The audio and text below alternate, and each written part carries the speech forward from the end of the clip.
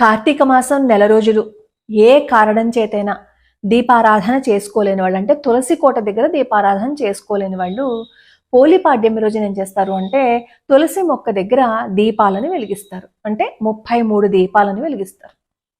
ఒకవేళ నెల రోజులు మేము దీపాలు వెలిగించుకున్నాము అని అనుకున్న వాళ్ళు వెలిగించుకుంటే మంచిదే. లేదు అంటే మామూలుగా ఈ పోలి పాడ్యమి రోజున అరటి డొప్పల్లో దీపాలను వదిలేస్తాం కదా, అలా కూడా వదిలేయచ్చు. అయితే అరటి డొప్పల్లో కూడా 33 ఒత్తులు పెట్టాలా అని అడుగుతారు. అది మీ ఓపిక. మీకు ఎన్ని వీలైతే అన్ని ఒత్తులను పెట్టి మీరు అరటి డొప్పల్లో దీపాలని వదిలేయచ్చు. ఒకవేళ నదికి వెళ్ళి వదలడానికి వీలు లేకపోతే ఇంట్లోనే ఒక బేసిన్ ఏదో ఒకటి తీసుకుని అందులో నీళ్లు పోసి దాంట్లోనే వదిలేయండి. మరి 365 ఒత్తులు మేము ఇదివరకు వెలిగించలేకపోయాం, ఇప్పుడు వెలిగించచ్చా అని అడుగుతారు.